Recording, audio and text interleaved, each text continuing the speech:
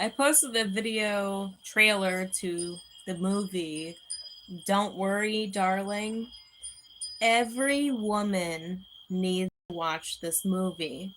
Maybe every man, I don't know. Like, do you care? Like, we don't know. We don't know.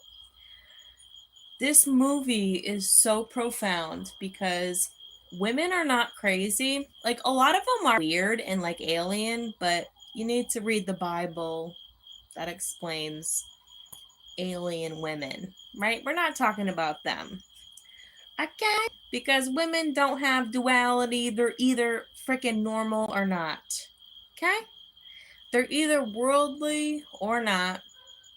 We're not talking about the worldly women, but in the movie, it's like her husband brings her out to somewhere in like the desert and he's doing some work and she has no knowledge of what he's doing, but all this weird stuff is happening around her. And she's like, promise it's just you and me. And he's like, I promise. But he goes to work and it's like, what the hell is he doing? This has literally been my life as an adult. It's like, what are you actually doing out there? And fast forward, I'll give a bit of a cliffhanger. The dude's actually like in real life sitting in a bed with like his head hooked up to some robotic system, and they're actually not together. Like, it's all an illusion. Like, it's all fake. It's all false. It's so sad. And then she finally escapes and everyone is chasing after her like so bad, right, like trying to make her poor, homeless, die if they could, kill her. But she's just trying to get out of this wicked world that this man has created who's supposed to be her husband, but he's so blind, deaf, and dumb to the reality. And when she challenges his reality, he just gets angry. I mean, this is every woman right now. We can't do anything with these men. This is like the story of my life. Like, I can't, like, we can't do anything with you. And the lies are just so glitter on top of a pile of crap that it's just unbearable. And it's not all terrible. Like, I think it's like a very small percentage, maybe 1-2% of the population are probably doing it the right way, but for a majority of us, it's like this world was not created for women. And like, I'm not like super feminist or anything. I have to be though, because a woman that doesn't have money, she's like, will accept a lot of atrocity. She'll accept a lot of atrocity. And I can't help but feel like it goes back to before Jesus Christ came and created a new covenant. The dynamic of the divine ordained people, kings and queens, was Cleopatra, Julius Caesar, and Mark Antony. And Cleopatra had a huge problem. This is like, it's hard to find in history. She had a huge problem because of Julius Caesar and Marcus Antonius's affiliation with Rome. She was like, stop going to Rome. Stop going there. It was nothing but like gay dudes and debauchery and drinking and whores and brothels. She was like, stop going there.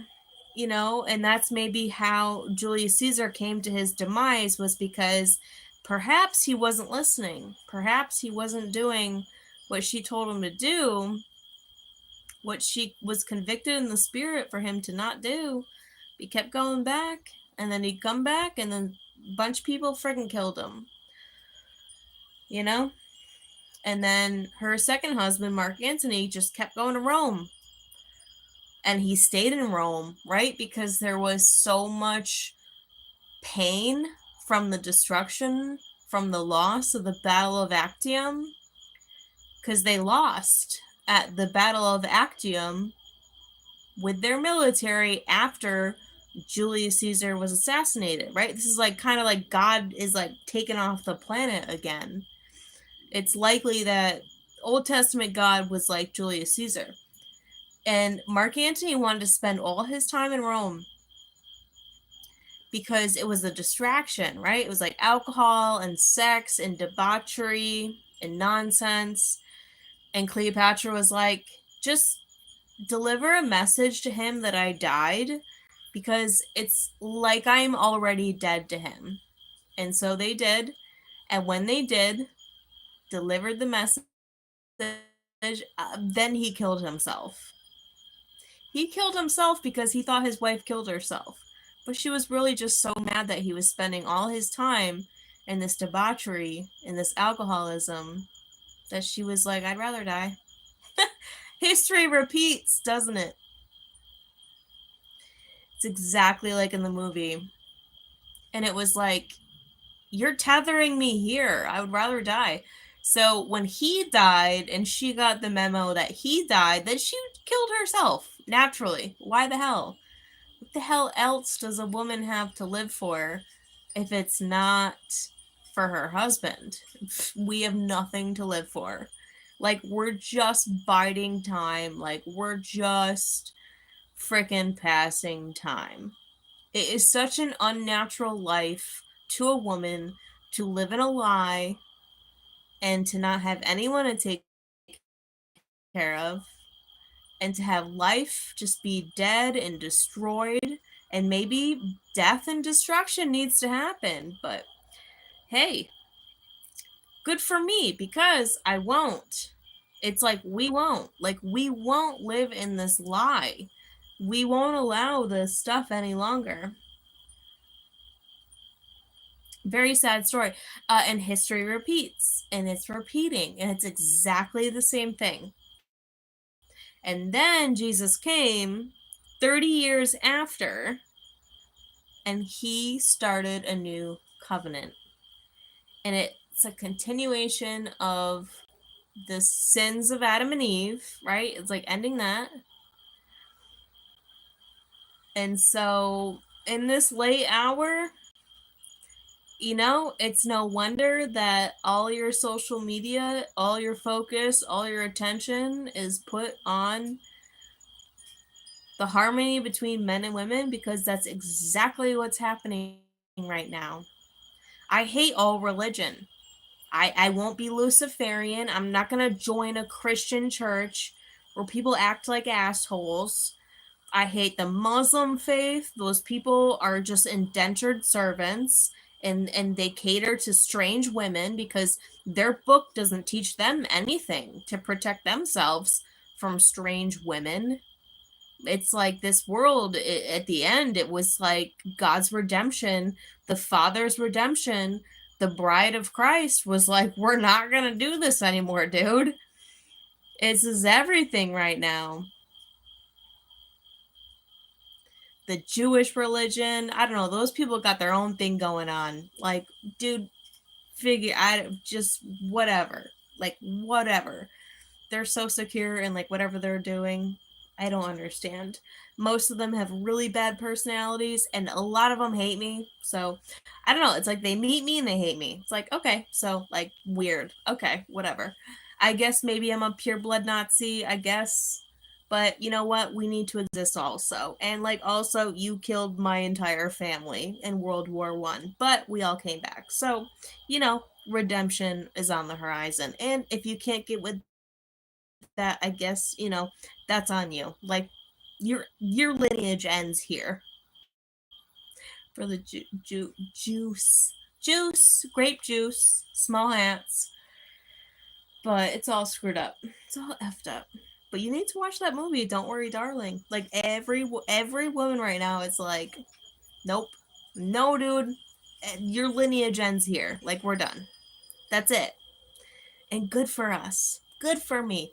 Bury me with a gravestone that says Lauren Pritchard, good for me. That's what I want my gravestone to say. I want it to say good for me. Because I didn't, I wouldn't, and I won't. And the best of us won't. and that's the surviving generation, because there's a weird AI kind of hookup to like mutilated people, and like, yeah, they might just kind of fall off. I don't know. We'll see. We'll see. We're like in a weird like limbo right now, so we'll see. But like, this shit ain't sustainable. Like, it's not. It's not sustainable. Not sustainable for me. Not sustainable for any man who claims to have affection for me. This stuff is not sustainable. Like, you need to go to therapy. You need to find God. You need to find your ego. Kill your ego. Kill yourself. Like, kill your personality. Like, kill. Like, the man needs to die to self in order to appeal to the woman, because the world needs to die in a sense in order to be resurrected. Isis collected every missing piece of Osiris as a means to resurrect him. So it seems as if, metaphorically speaking, Isis has finally collected every missing piece of Osiris, and now he needs to die to self as a means to be resurrected, it seems. That's it for now. Check you later. Have a good night.